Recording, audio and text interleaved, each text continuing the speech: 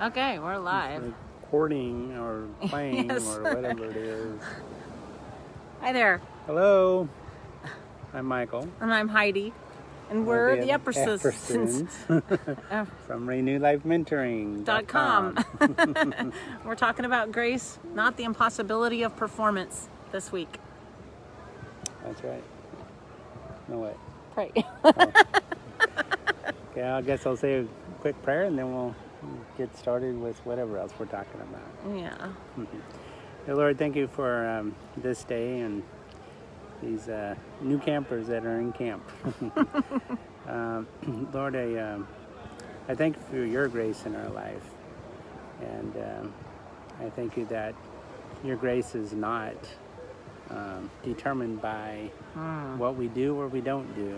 Yes. But it was freely given so many years ago and before we were even anything. Lord, and I want to thank you for your love in our life and the impossibility of us even truly knowing the depth of that love or the vastness of that love for us and over us. Thank you, Lord, for this woman in my life that I get to call wife. Yay. And Lord, just help us to share a message that will touch the hearts of the people that watch us now or later. And thank you again. In Jesus' name, amen. Amen. Thanks, Michael. We're here at Campus by the Sea on Catalina Island, living the rough life. So we went on a hike. We did go on a hike. We went on a hike, a real fun hike. Yeah, fun hike. Yep, we knew it was going to be strenuous. Strenuous. We'll climb over 1,400 feet in just over a mile and a quarter. So that's steep. Yeah, very steep. It's about a 20% grade in some places. Well, probably steeper in some places and not so steep in other places. Right. But I, of course, was doing this with some level of trepidation. I wasn't feeling my best in the morning. And as many of you know, I still struggle with not having regained complete use of my legs. I mean, I can use them, and obviously, we went on a hike. we went on a hike, a strenuous hike. Yeah. So, Michael said some things to me along the way, though, that just really touched my heart about the grace message. Yeah, we knew that it would be strenuous, and so we definitely allowed ourselves the ability to stop when we needed to and to rest when we needed to. A lot, in my case. Yeah, and definitely along the way, Heidi was apologizing for having to stop so much. And one of the thoughts that came to me... it was worse than that, though. Before you share your thought, I actually found that as he was going up the trail, I was behind him. My eyes were filling with tears. I was so ashamed of my ability or lack of ability to hike this well. I felt just very much embarrassed that I was so needy. And then Michael had a thought. Needy? Needy, very needy. Me? Anyway, yeah, so as she was kind of sharing that with me on our hike, one of the thoughts came to me was the fact that she did it. She was doing it. She just didn't stay at home and say, oh, I wish I could do that someday or whatever. Or I can't do that. No, I can't do that, yeah. In fact, it was kind of her idea to walk halfway up, and we walked the whole way up, by the way. So we surpassed even our original goal, which was only halfway up. But so when I told her that I think it was more in the doing than it was in how she felt about how she was doing. She actually had a thought, and so I'm going to let her share that. What was that? My turn to go, huh? Well, my thought was that in that moment, he reminded me of the Lord. Actually, I don't know if that's the thought you were thinking, because it was like, whoa, he would rather have me along, even though I'm not performing the way that I think I should or could have before my surgery 5 years ago. And how blessed it is to have him not sitting there like a taskmaster, saying, come on, let's go. If we're going to make the whole loop, we're going to have to go a lot faster than this. Come on, let's go. Instead, he said to me, it's better that you're here doing this the way that you're doing it than that you stay at home because you say you can't. Or even stopping and saying like, oh, we made it this far, let's go back now. I'm not even sure we had that conversation. I think we just kept walking, We just kept right? going. And there's a loop that actually we did. Yeah, the whole thing's almost 5 miles or a little over 4 little miles. over 4 miles, Yeah. but it's elevation gain and drop of 1,400 feet on each side in the first mile or so. Well, the other side's longer. The descent's longer, but anyway, but still. So I just thought that was. I was definitely giving her props for being willing to do it, and I do think that God is like that a lot of times. It's in the doing. It's trying. Yeah, I've said it multiple times that it seems like I keep coming back to it. It's the whole armor of God, and when He says, "When you've done all that you can do, then stand." Mm-hmm. But if we're not willing to do whatever we can, whatever we can. The next night, after the hike, the next day, there was talk by the staff. Nobody was in camp as campers, so it was just the staff here in this glorious location and 2 beach volleyball pits to play in. Somebody said, let's do volleyball tonight as a staff. And I struggled a lot with wanting to do it or not. And I've got to tell you, there was one of these guys that doesn't know me from Adam who said to me, oh, it'll be fine no matter how you play. I mean, it just kind of made me feel like, because you're old and fat. That's what I was thinking. He was thinking, it'll be okay. And I'm thinking, yeah, but I wasn't old and fat once. I was an athlete. And it's like, okay, so I was focused on my performance and how my performance would be now. And perhaps he was too, I don't know. But I went out and did it anyway. And I was so glad I didn't let my fear of my performance impact my willingness to go. But I did it anyway. And part of it was because of Michael's encouragement the previous day. I didn't play, by the way. I let fear get the best of me, or judgment of other people get the best of me, and Heidi didn't. But after we were done, and I felt very old, I'll be honest with you, because they're all much younger. And did you know the volleyball rules have changed in the last 2 decades, 2 or 3 decades? Anyway, so I had a little bit of struggle with that. But anyway, and he, again, was so encouraging about how well he thought I had done. And I thought, what causes us to think that our God isn't at least as kind as that? I mean, Michael is a flawed human being. Seriously. Oh my goodness, there's an airplane doing funny things back there. Anyway, Michael is a flawed individual who nevertheless, it's making me nervous. Okay.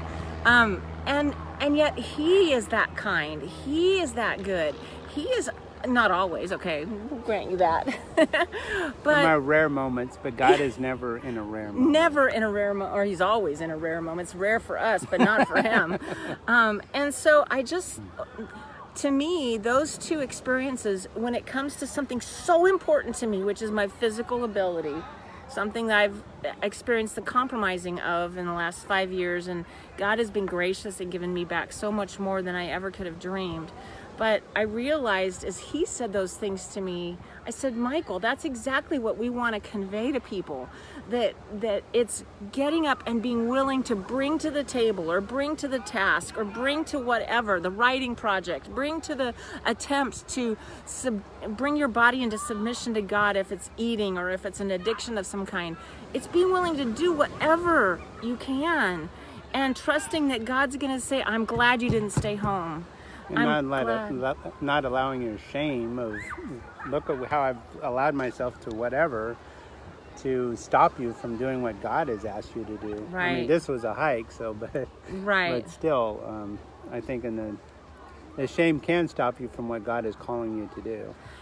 Definitely. And shame and grace can't really exist in the same space. And so if we open ourselves up to grace, shame will have to go. Kind of like darkness can't contain the light. As soon as you turn on a little light bulb, I mean, you guys... That little cockroach has to head to the dark. Yeah, exactly. That cockroach runs and scurries.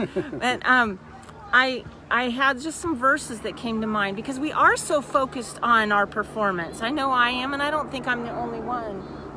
Oh, helicopter now. It's a busy day in the skies here.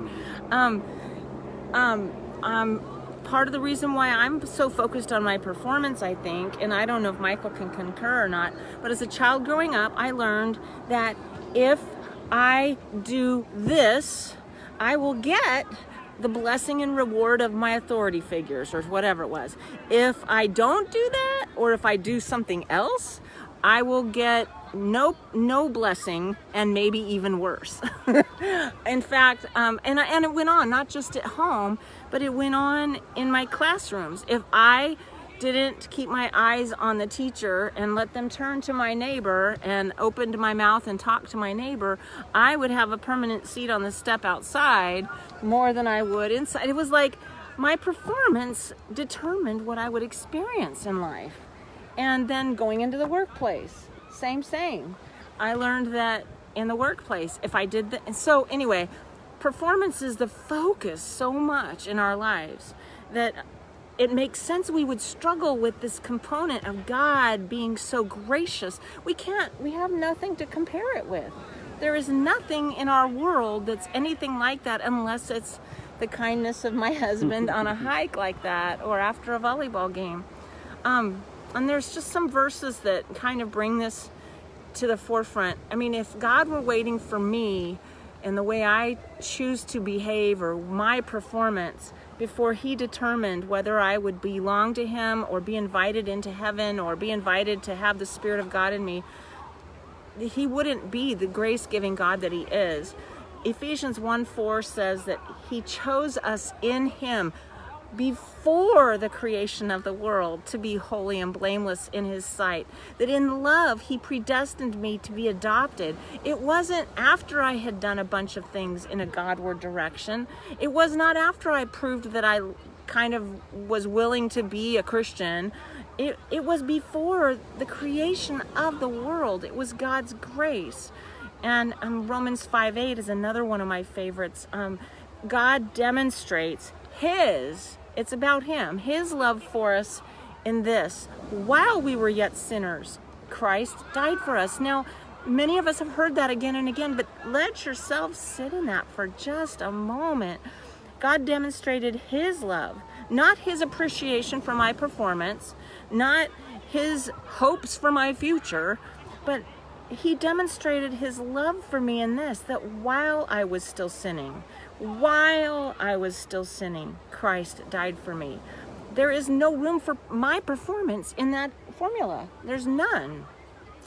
John 3:16 is often quoted, God so loved the world. But John 3:17 brings home a really important point for those of us who are performance-oriented, who think that we're going to just keep pursuing this impossible reach.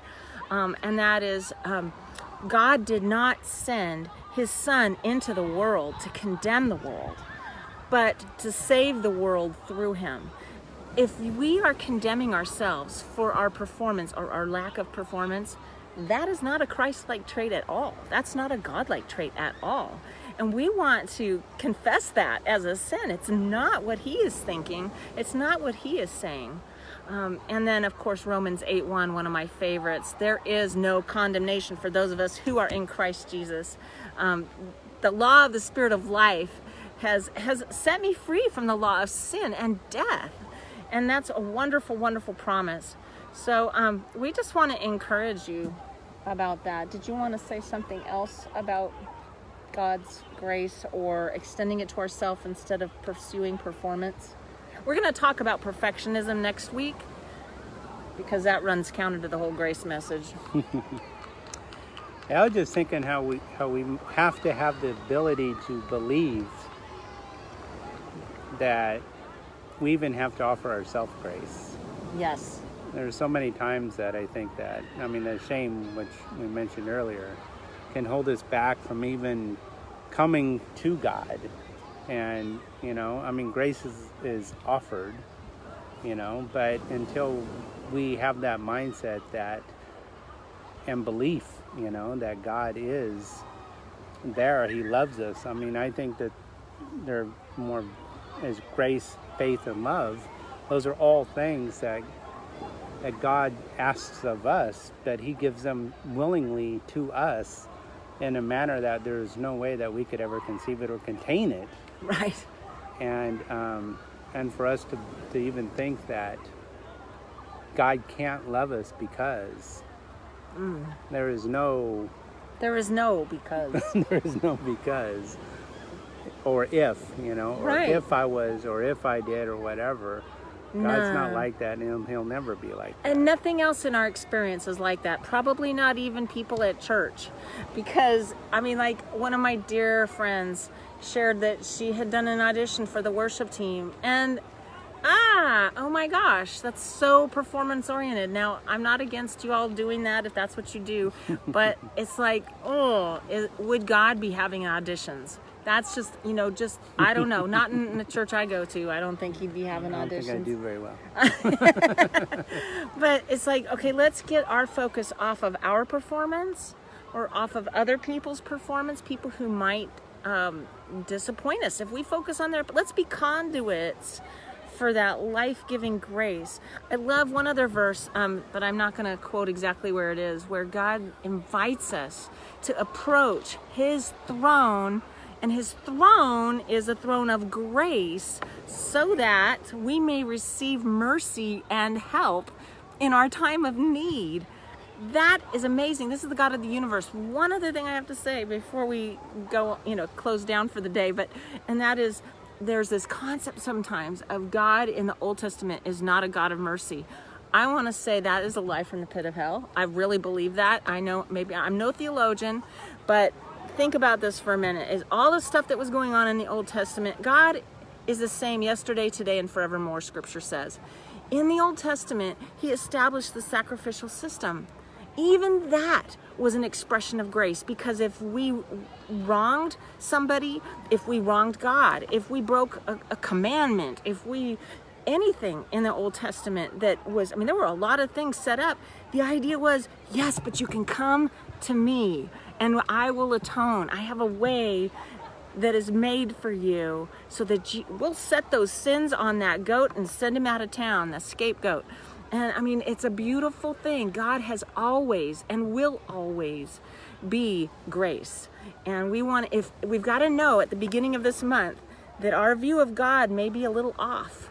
Sometimes because of our upbringing, sometimes because of school experiences, work experiences, relationships where people left because we weren't making the grade or we weren't acting a certain way.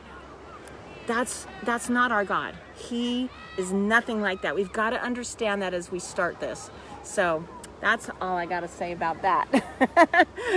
So I would encourage everyone to intentionally, consciously renew their minds and tell yourselves about the love that God has for you in particular.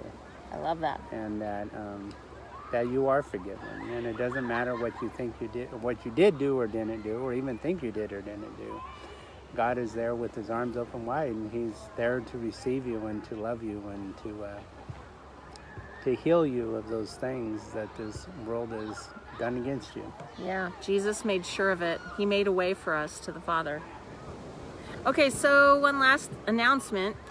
We are still taking sign-ups for our deep dive that starts next week, and that's a Facebook group where we roll up our sleeves and we dig in deep to actually apply what we talked about in August, which is consciously created living.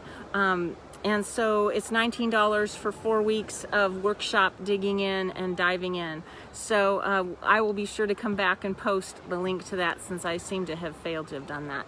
Next week we will be here doing our next live feed, but by the middle of September, by the 18th, I guess it'll be. By the 18th, we'll be doing our live feeds in our group at Renewed Life Mentoring. If you do a search for it, you'll find it. in your Facebook, and I think I have the link here at the top of or by our video or whatever. Anyway, so we hope to see you there, liking our page so that you'll get all the announcements. And we also are at renewedlifementoring.com, making the website try to look bright, shiny, and new. And let's see, anything else? I think that's it. Free ebook. Oh yeah, free ebook if you subscribe to our email list. All right, well, thank you guys for being with us, and we will see you next week. Same bat time, same bat channel. Have a great day. Yeah.